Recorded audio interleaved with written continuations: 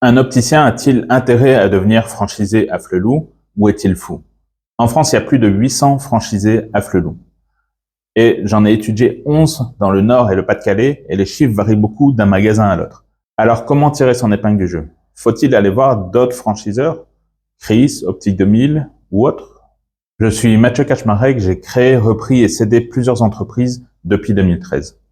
De toute mon expérience, j'en ai écrit un livre qui s'appelle Vendre son entreprise, augmenter le prix cession sans faire plus de chiffre d'affaires et vous pouvez le commander avec le lien qui est dans la description. Dans cette vidéo, je vais donc vous montrer les détails de mon enquête pour comprendre combien gagne un franchisé, quels sont les avantages et les inconvénients de faire confiance à la marque à Flelou ou pas, et enfin combien vaut un magasin quand on décide de le céder pour partir à la retraite ou avoir un nouveau projet. Donc on commence directement avec combien gagnent les franchisés. Petite précision, on parle bien ici des gens qui font des lunettes et pas de la partie audioprothèse qui est complètement différente avec un autre business model à mon sens. J'ai donc pris pour sujet d'étude 11 magasins qui sont présents dans le Nord et le Pas-de-Calais. On voit qu'il y a toute une partie sur la partie lilloise, un peu plus au sud du département et au niveau de la mer. Donc ces 11 magasins représentent différentes réalités par rapport à ce qu'un franchisé peut gagner ou non, mais j'ai fait ici un peu d'une corrélation entre les différentes possibilités. En termes de chiffre d'affaires, les magasins que j'ai étudiés vont tous entre 422 000 euros de chiffre d'affaires et 1,5 million.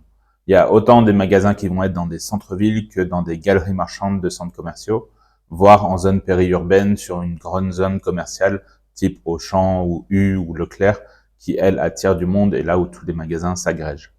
Donc on voit qu'il y a une grande variété et c'est pas forcément les chiffres qui sont communiqués au niveau des différentes plateformes qui parlent de la franchise, mais la réalité c'est qu'il y a plusieurs magasins qui font dans les 400 000 et plusieurs qui se rapprochent du 1,5 million. Ensuite, en termes de coût d'achat des lunettes en elles-mêmes, ça représente 39%. C'est-à-dire que sur une paire qui va être à 120 euros TTC, donc 100 euros hors taxe, il y a 39 euros qui vont aller dans l'achat de la monture et des verres. Et ça fait partie du modèle économique d'Afflelou puisqu'il possède aussi des fabricants et des usines pour tout ce qui va être les verres, parfois même les montures. Ensuite, le personnel. Donc, en termes de salaire et de charges sociales, eh bien, ça représente 23%. Donc, ça veut dire que sur une paire à 120 euros TTC, 100 euros hors taxe, il va y avoir 23 euros qui vont être dédiés à payer les salaires, que ce soit le gérant, mais aussi probablement une ou deux autres personnes en général qui vont être présentes dans la franchise pour pouvoir assurer une amplitude horaire et pouvoir aussi servir rapidement les clients quand il y a du monde, par exemple un samedi matin ou quelque chose comme ça. Ensuite, on a 26% qui concernent les autres achats. Et ici, c'est un poste, on va dire, plus mélangé. J'ai pas forcément trouvé les détails, mais ça inclut autant le loyer que les redevances. Et on va revenir dessus un peu plus tard. Ensuite, il y a également tout ce qui va être l'électricité, le gaz, peut-être pour chauffer l'endroit. Bref, tout ce qui va être les frais annexes qui ne sont pas de la pure marchandise et qui vont entrer en ligne de compte, incluant aussi les boîtes, mais aussi les systèmes pour nettoyer les lunettes qu'ils offrent à chaque achat. Ce qui laisse environ 10,3% en moyenne de BE.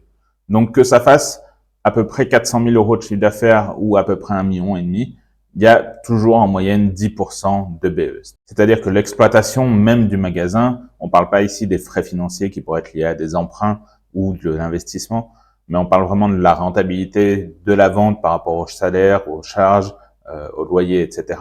Il reste 10,3%, ce qui est tout à fait honorable pour des PME, encore une fois entre 3 et 5 salariés pour la plupart.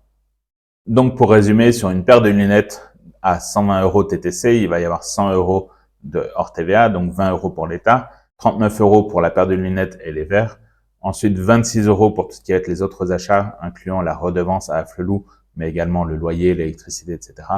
23 euros pour les salaires et les charges, et il reste environ 10,30 euros pour le bénéfice du propriétaire du magasin, avant qu'il paye ses investissements, paye ses emprunts, etc. Alors, est-ce que ces 10,30 euros, c'est mieux que le marché? Est-ce que c'est mieux d'aller à la concurrence? Est-ce que les franchisés sont fous? On va voir un peu ça tout de suite. On va faire un petit comparatif. Et pourquoi je vous montre ça? Parce que c'est important de comprendre que souvent, quand il y a un magasin, il y en a plusieurs en fait. On voit par exemple ici dans la ville d'Aubière qu'il y a non seulement le Afflelou, mais derrière il y a l'Optique 2000. Et si on pivote la vue, on a en face un magasin Atoll. Donc c'est important quand on décide de se franchiser, de regarder ce qui se fait autour de soi, mais aussi de comprendre le marché contre qui on est, entre guillemets, en bataille. D'un côté, c'est intéressant puisque ça veut dire que quand quelqu'un veut acheter une paire de lunettes dans cette ville-là, ben, il va forcément venir chez vous et il va venir comparer avec les autres. Et on sait que les lunettes, c'est forcément une histoire de style. Si j'ai choisi une monture transparente, c'est que c'est mon style. Et ça fait des années que j'aime celui-là, mais on trouve pas ça partout.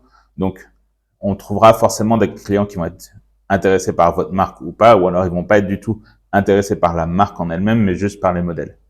Donc, si on avance dans le comparatif, j'ai mis donc en comparaison Afflelou, Chris, Optique 2000, Général d'Optique et Optical Center. C'est vraiment les 5 mastodontes qui représentent des milliers et des milliers de franchises sur toute la France.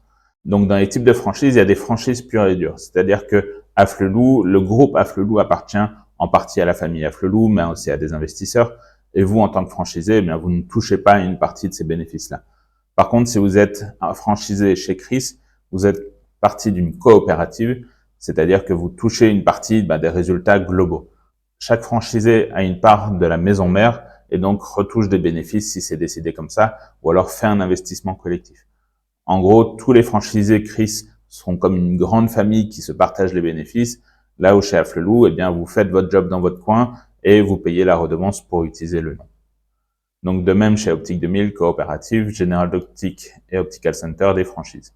Au niveau de l'apport, on est sur un montant qui est un peu variable en fonction, entre 30 000, 50 000, 100 000, 60 000, 60 000. Donc, en fonction bien de combien vous disposez également, de quel est votre projet, eh bien, ça peut être intéressant d'attendre peut-être de constituer un peu plus de patrimoine privé pour pouvoir vous lancer et annualiser tout le marché, ou alors de vous lancer directement avec Afflelou qui demande moins d'apport et donc peut-être de faciliter votre passé dans le monde entrepreneurial en prenant directement une franchise. En termes de droits d'entrée, chez Afflelou, j'ai vu énormément parmi les 11 magasins analysés des droits d'entrée de 0 €. Pour certains, ça allait jusqu'à 30 000 €. Donc, je connais pas exactement où ils en sont dans leur politique d'accueil, on va dire, des franchisés, mais j'ai eu l'impression, à travers les diverses sources, qu'ils essayent vraiment de recruter un maximum de personnes, et donc elle doit être descendue vers les 0 €. Chez Chris, on est à 20 000, 5 500, 15 000, 26 000. Donc, vous voyez, c'est un équilibre global. Et le droit d'entrée, c'est quelque chose qui est, entre guillemets, perdu. C'est-à-dire que vous le versez au franchiseur et c'est lui qui fait ce qu'il veut de la somme. Vous le récupérez vraiment jamais, à moins de revendre votre magasin. Mais alors, ça fait partie du prix global de ce que vous allez vendre. Mais en soi, vous ne récupérez pas le droit d'entrée au moment où vous voulez sortir. Ensuite, on arrive à la redevance. Et donc là, on voit qu'il y a différents modèles. Chez Afflelou, il y a 4,15% du chiffre d'affaires qui part juste pour l'utilisation de la marque et 7% pour la pub. Chez Chris, il y a uniquement de la pub entre 3 et 5%. Chez Optique 2000, c'est 1 000 € par an plus 1%. Chez la Générale d'Optique, c'est 4 plus 6. Et chez Optical Center, ils ont fait 10 directement en entier, qui inclut et la redevance annuelle et les frais de pub. Donc, vous voyez que quand on fait les calculs bout en bout, eh bien, ça peut être intéressant d'attendre, de faire quelque chose. Peut-être qu'un Optique 2000, il y en a déjà dans votre région et donc le marché est saturé, vous n'arriverez pas à rentrer. Et à ce moment-là, se tourner vers un Afflelou, ça peut être intéressant.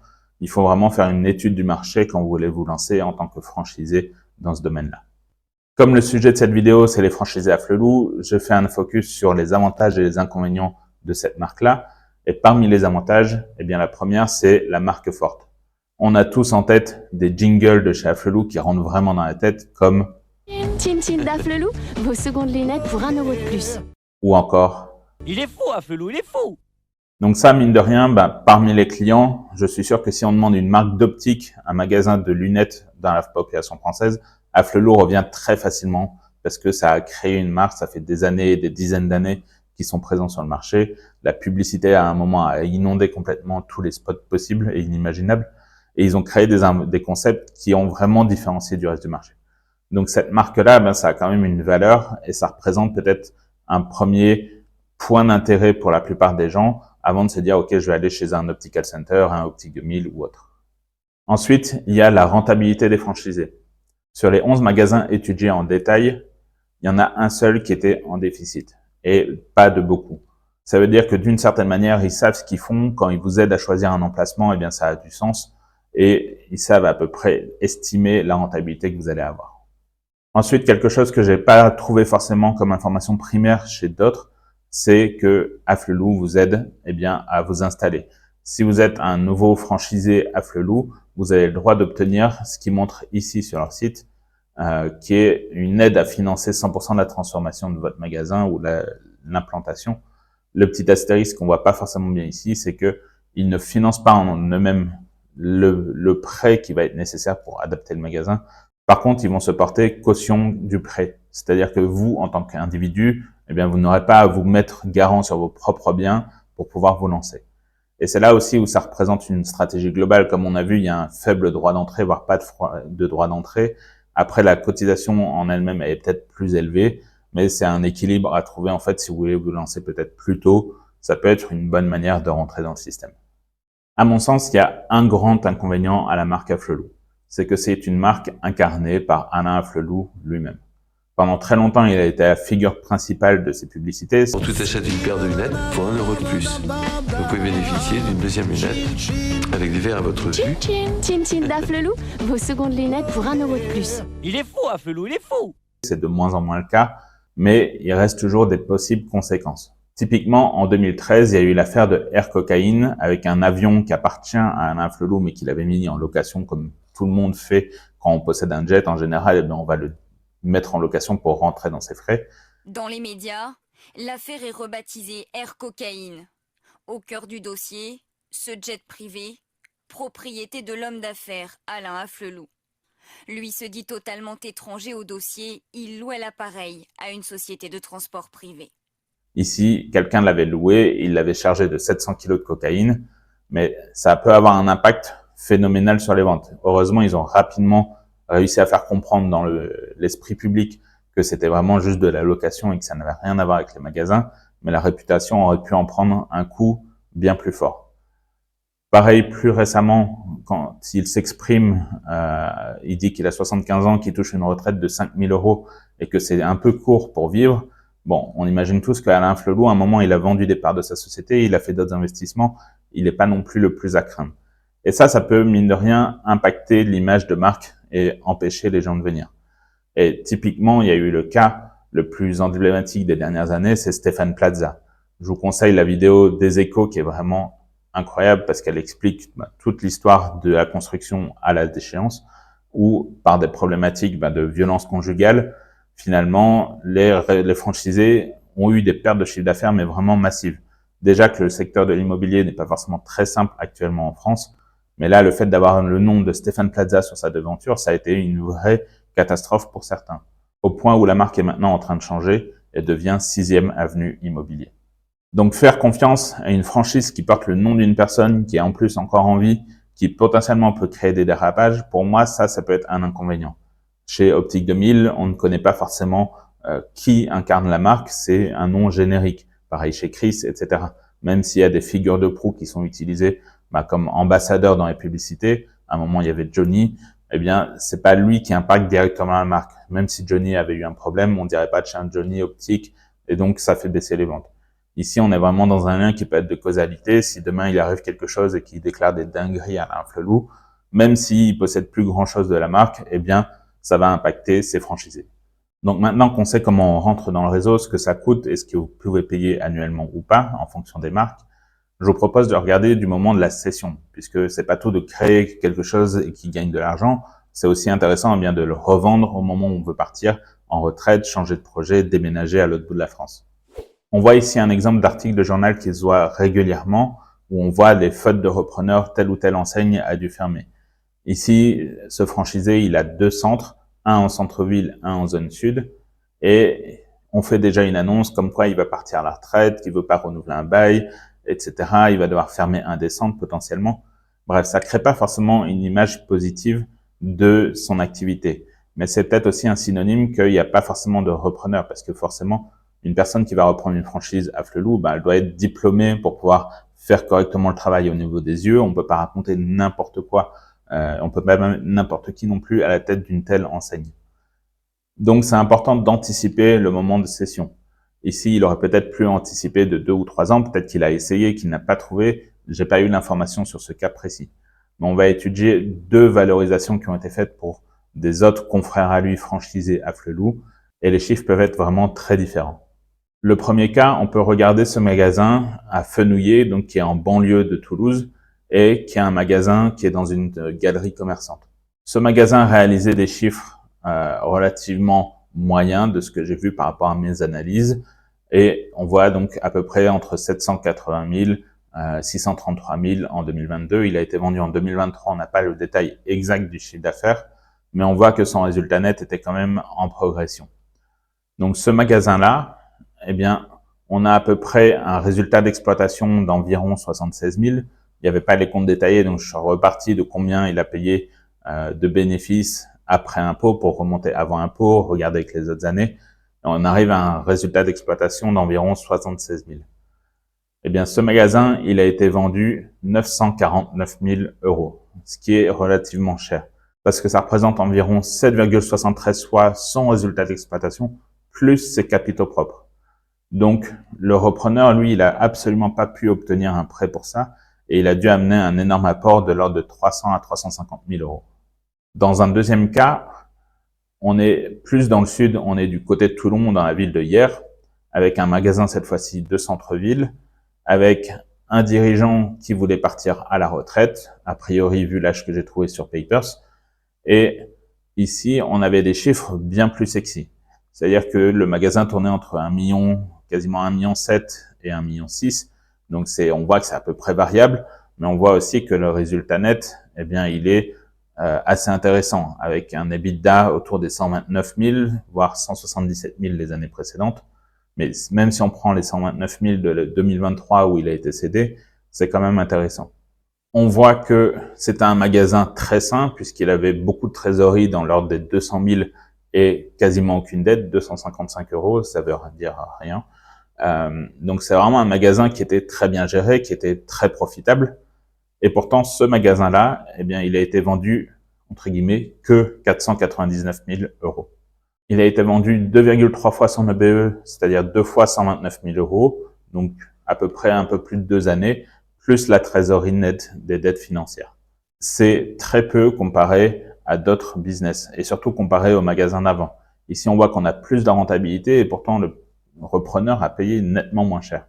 Donc comme on le voit ici, on peut vraiment avoir des prix de cession et des multiples de valorisation qui sont très différents. Mon travail avec mes clients, c'est d'obtenir le meilleur prix possible, les meilleures conditions de cession. Est-ce que vous voulez aller vite? Est-ce qu'il y a un impératif de déménager ou autre? Tout ça, ça va rentrer dans l'histoire qu'on va raconter pour pouvoir optimiser le prix de cession de votre entreprise. Obtenir les meilleures conditions de paiement, éviter un étalement complet du prix et ainsi de suite. Si vous aimez ce genre de vidéo, j'en ai fait une autre sur les franchisés Carrefour qui, eux, s'en font bien plus ponctionner par le franchiseur que ce n'est le cas pour Afflelou. Ou alors, si vous voulez améliorer la vendabilité de votre entreprise, je vous explique comment passer d'une entreprise rentable à une entreprise vendable.